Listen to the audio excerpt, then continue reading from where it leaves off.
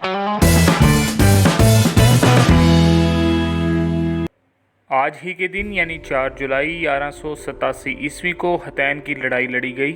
یہ لڑائی صلیبی سردار رینالڈ نے بہت سے صلیبی حامیوں کے ساتھ مل کر سلطان صلاح الدین ایوبی کے خلاف لڑی۔ اس لڑائی کا پس منظر کچھ یوں تھا کہ رینالڈ نے یہ جسارت کی کہ بہت سے دیگر مسیحی امراء کے ساتھ مل کر مدینہ منورہ پر حملے کی غرض سے حجاز مقدس پر حملہ آور ہوا۔ جب سلطان صلاح الدین ایوبی کو اس بات کا علم ہوا تو اس نے رینالڈ کا تعاقب کرتے ہوئے اسے حطین میں جا لیا، اور حطین کی لڑائی میں رینالڈ کو خوفناک شکست کا سامنا کرنا پڑا۔ اس کی 30,000 مسیحی فوج ہلاک ہوئی اور تقریباً اتنے ہی قیدی بنا لیے گئے۔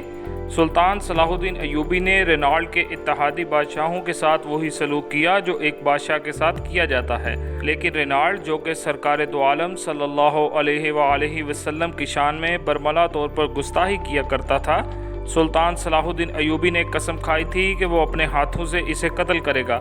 لہٰذا سلطان صلاح الدین ایوبی نے رینالڈ کا سر خود اپنے ہاتھوں سے قلم کیا۔ اس لڑائی میں فتح کے کچھ دن بعد دوبارہ 88 سال بعد بیت المقدس مسلمانوں کے ہاتھ آ گیا اور فلسطین سے مسیحی حکومت کا خاتمہ ہو گیا۔ سلطان صلاح الدین ایوبی نے مسجد اقصیٰ میں داخل ہو کر سلطان نور الدین زنگی کا تیار کردہ منبر اپنے ہاتھ سے مسجد میں رکھا اور نور الدین زنگی کی خواہش پوری کی۔ سلطان صلاح الدین ایوبی کی فتح کے بعد تقریباً 1761 سال تک بیت المقدس مسلمانوں کی حکومت میں رہا، جو 1948 کے بعد یہودیوں کی سازش کے تحت اسرائیلیوں کے قبضے میں چلا گیا۔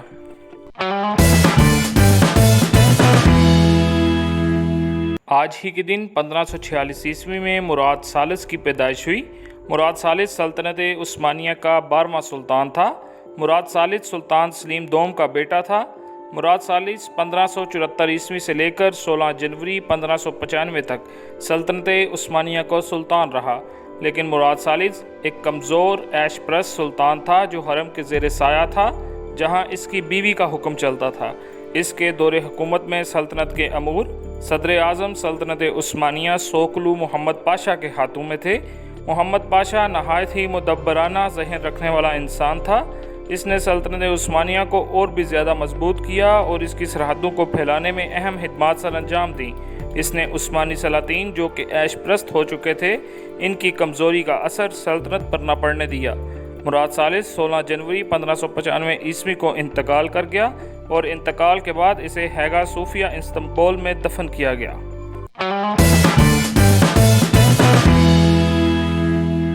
آج ہی کے دن 1526 میں تھامس جیفرسن کا انتقال ہوا۔ تھامس جیفرسن ایک امریکی سیاستدان، سفارتکار، وکیل اور امریکہ کے بانی ہیں۔ انہوں نے ہی امریکہ کا اعلان آزادی قلم بند کیا تھا۔ تھامس جیفرسن 4 مارچ 1801 سے لے کر 4 مارچ 1809 تک امریکہ کا تیسرا صدر رہا ہے۔ تھامس جیفرسن نے امریکی نو آبادیات کو برطانیہ کی بادشاہت سے الگ ہونے اور ایک نئی قوم کی تشکیل کے لیے تحریک پیدا کی۔ اس نے ریاست اور قومی سطح پر تشکیلاتی دستاویزات اور فیصلے بھی پیش کیے۔ تھامس جیفرسن نے جیمز میڈیسن کے ساتھ مل کر امریکہ کی فیڈرلسٹ پارٹی کے مقابلے میں ڈیموکریٹک ریپبلکن پارٹی کی تشکیل دی۔